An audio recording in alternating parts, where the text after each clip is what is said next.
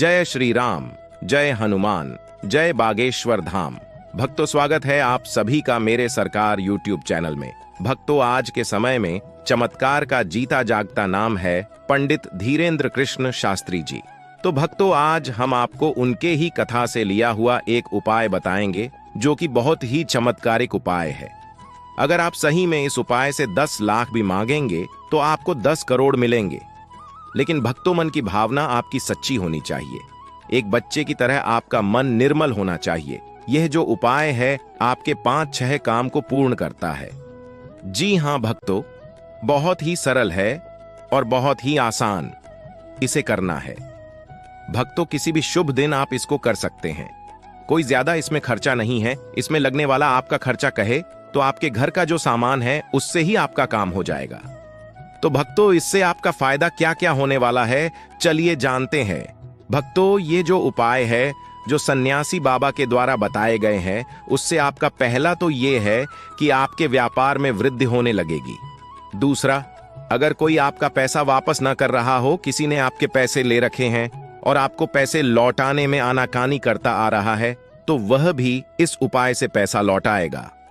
भक्तों, तीसरा है, अगर आप कर्ज से मुक्ति चाहते हैं तो भी इस उपाय से आपका जो है एक पॉजिटिव एनवायरनमेंट आपके आसपास के लिए वह तैयार होने लगता है, जो आपको कर्ज से मुक्ति प्रदान करने में आपकी बहुत मदद करेगा।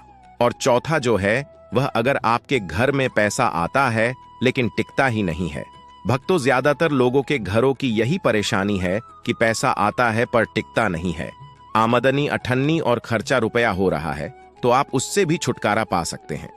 तो भक्तों, आपको करना कैसे है ये चलकर जान लीजिए।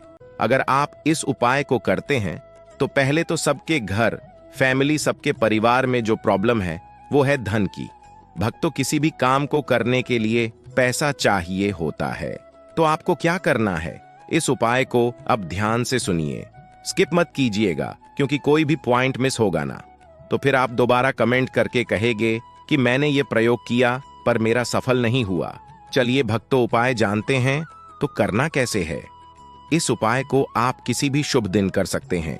किसी भी शुभ दिन की शुक्ल पक्ष के प्रथमा से लेकर के पूर्णिमा तक में 15 दिनों के भीतर आप कभी भी कर सकते हैं। आप नवरात्रि में कीजिए, दीपावली में कीजिए, किसी भी शुभ दिन, रवि पुष्य हो, गुरु पुष्य हो, किसी भी दिन आप इसे कर सकते हैं। करना क्या है भक्तों, आपको माता लक्ष्मी का एक उपाय करना है, छोटा सा उपाय। और माता लक्ष्मी का छोटा सा उपाय आपने कर दिया तो भक्तों, चुटकी बजाते ही होगा। चमत्कार देख लीजिए, क्योंकि चमत्कार को ही है नमस्कार।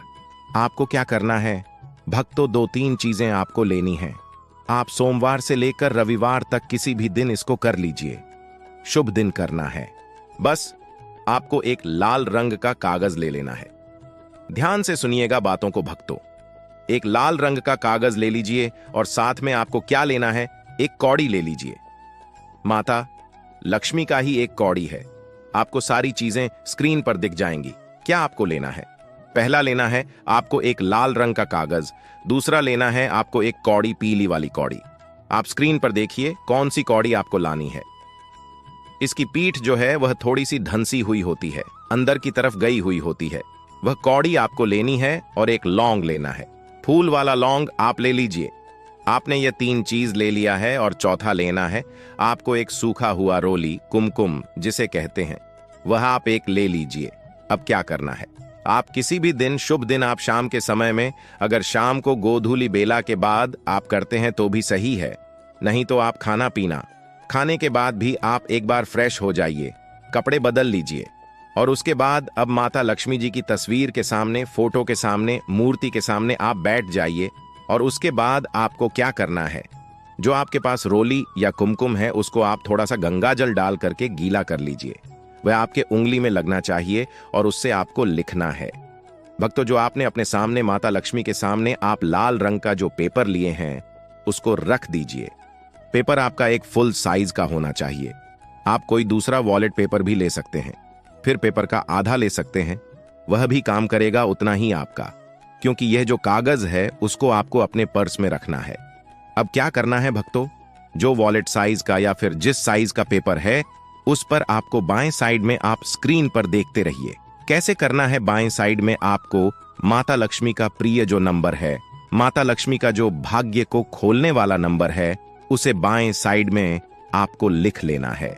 अपनी भाषा में माता लक्ष्मी का जो अंक है 9 लिख लिया, रोली से आपको 9 लिख देना है। अब दाहिने साइड में आपको रोली से ही एक स्वास्तिक बनाना है। स्वास्तिक देख लीजिए कैसे बनाना है, सीधा स्वास्तिक बनाना है, उल्टा नहीं, और उसमें 4 बिंदी भी अवश्य लगाए। जो प्रॉपर स्वास्तिक कहते हैं उसे ही बनाइए। आप आधा अधूरा केवल स्वास्तिक का 4 डंडी खींचते हो, आपको ऐसा बिल्कुल नहीं करना है। स्क्रीन पर देखिए स्वास्तिक कैसा है, उस तरह का आपको स्वास्तिक बनाना है। रोली से आपने बना लिया। अब उसके बाद कागज को माता लक्ष्मी के पास रहने दीजिए, एक घी का दिया जला लीजिए और उसके बाद एक लौंग जो आपने लिया है उसे अपनी मुट्ठी में ले लीजिए और मुट्ठी में रखकर 11 बार माता लक्ष्मी का जो मंत्र है उसे बोल दीजिए। अगर आपके पास समय है तो माता लक्ष्मी का जो बीज मंत्र है उसका आप 108 बार जप कर सकते हैं। 108 बार जप करने में मुश्किल से 7 से 10 मिनट का टाइम जाएगा।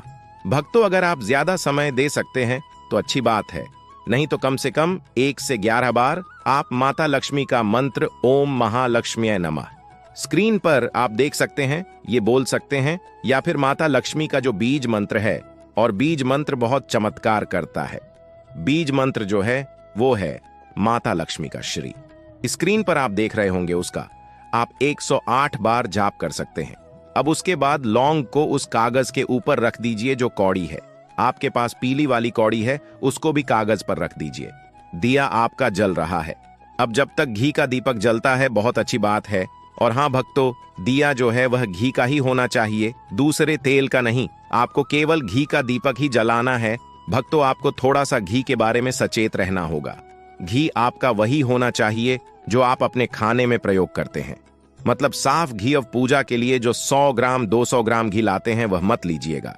वह चर्बी से बना हुआ होता है, वह घी अशुद्ध होता है। और जब फल नहीं मिलता है तब आप कहते हैं कि मैंने यह प्रयोग तो निष्ठा से किया पर मेरा प्रयोग सफल नहीं हुआ है।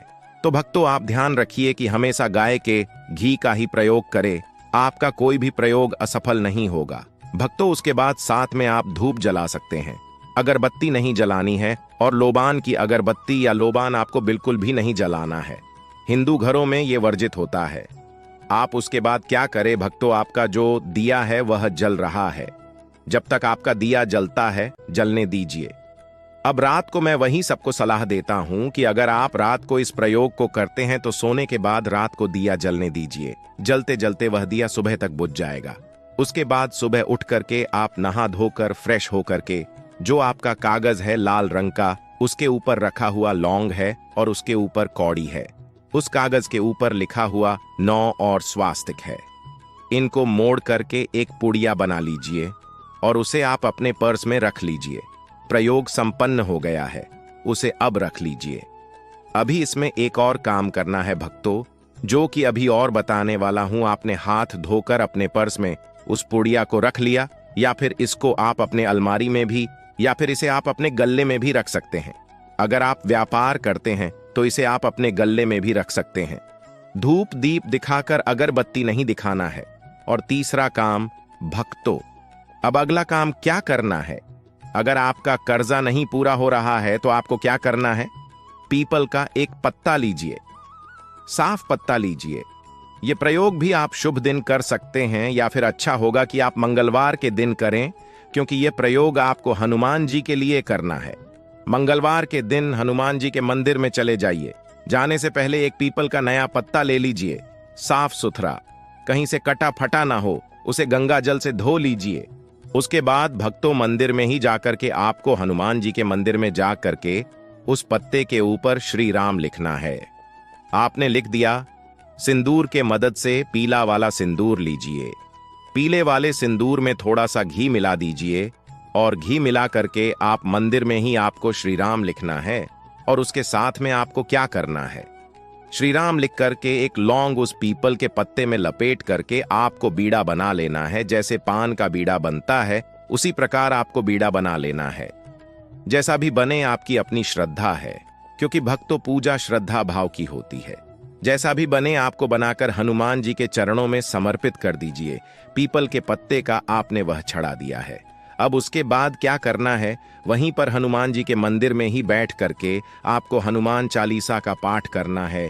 1, 3, 5, 7, 9 इसमें से कितनी भी बार आप कर सकते हैं। आपको जोड़े में नहीं करने हैं, जैसे कि 2 बार, 4 बार, 8 बार इस तरह का पाठ आपको नहीं करना है। आप 1 बार कीजिए या 3 बार कीजिए, 5 बार या 7 बार कीजिए। आप अपने हिसाब से, अगर आप फुर्सत में हैं तो भक्तों आप 11 बार कर लीजिए, नहीं तो 1 बार भी करके आ सकते हैं। इस प्रयोग से आपका जो भी कर्ज है आपका जल्दी चुक जाएगा और आपके धन प्राप्ति के योग बनने लगेंगे। हनुमान जी महाराज की कृपा आपके और आपके पूरे परिवार पर होने लगेगी और साथ ही जो आपका व्यापार मंदा चल रहा था वह व्यापार भी आपका अच्छा चलने लगेगा। अगर आपको पूज्य गुरु जी धीरेन्द्र शास्त्री द्वारा बताया गया यह उपाय अच्छा लगा हो तो एक वीडियो को लाइक कर दीजिए और अगर हमारे चैनल पर नए हैं तो चैनल को सब्सक्राइब करके हमें मोटिवेट करते रहिए। और हाँ भक्तों, कमेंट बॉक्स में जय श्री राम, जय हनुमान, जय बागेश्वर धाम लिखना बिल्कुल न भूले। बालाजी महाराज आपकी अर्जी जल्द से जल्द स्वीकार करे और अपनी कृपा आप सभी पर बनाए रखे। तो भक्तों जल्द ही मिलते हैं आपसे अगली वीडियो में। तब तक के लिए जय श्री राम, जय बागेश्वर धाम।